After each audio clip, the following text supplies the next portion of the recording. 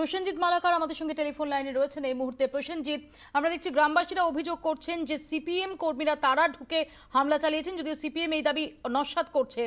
এই এলাকার পলিটিক্যাল ইকুয়েশনটা কি, তোমার কাছে একটু বুঝে নেওয়ার চেষ্টা করব। দেখো, একদমই পলিটিক্যাল ইকুয়েশনটা এই গ্রামে একদমই জড়িত বালিঘাটের সাথে।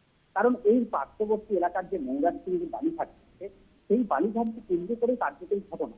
কারণ একদিকে শেখ সৈয়দ এবং একদিকে শেখ আহাদুর, এই দুই গোষ্ঠীর মধ্যে এই দ্বন্দ্ব, এবং শেখ আহাদুর এই বালিঘাটটি পরিচালনা করতে।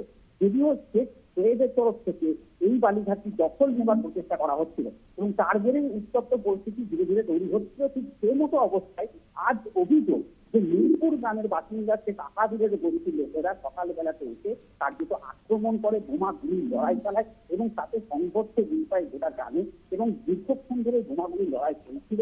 এবং সেই মতো পরিস্থিতিতে হঠাৎ করে দুপুরে ঘটে এই ঘটনাটি, যেটা জানতে পারা যাচ্ছে যে এই দরবারপুর গ্রামের একদম মধ্যবর্তী এলাকাতে একটি বাড়ির পাশে, যে বাড়ির মালিকের নাম আমরা জানতে পারছি ইনারুল ইসলাম বলে, তার বাড়ির পাশে হঠাৎ করে একটি বিস্ফোরণের আওয়াজ হলো এবং বিস্ফোরণের ফলে তাই এখনো পর্যন্ত 7 ব্যক্তির আমরা খবর পাচ্ছি এবং অন্যদিকে আরো 3 জন আহত হয়েছে, যারা গুরুতর আহত বলেই আমাদের পুলিশ সূত্রে জানা যাচ্ছে।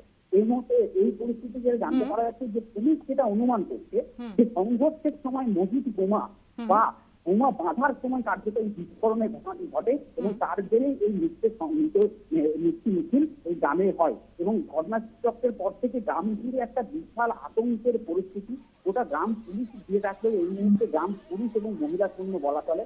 যদিও পুলিশ মহিলা শূন্য হলেও গ্রামের মাঠে বিভিন্ন লোকজনকে জড়ো থাকতে দেখা যাচ্ছে, ফলে পরিস্থিতি যে পুনরায় উত্তপ্ত হতে পারে সেটা বোঝা যাচ্ছে। সেই কারণেই এই মুহূর্তে গ্রামের বিশাল পুলিশ বাহিনী অ্যাডিশনাল। প্রসেনজিৎ, তুমি পরিস্থিতির দিকে নজর রাখো, তোমার কাছ থেকে এই সংক্রান্ত খবর আমরা নিতে থাকবো। তৃণমূলের গোষ্ঠী সংগঠন নয়,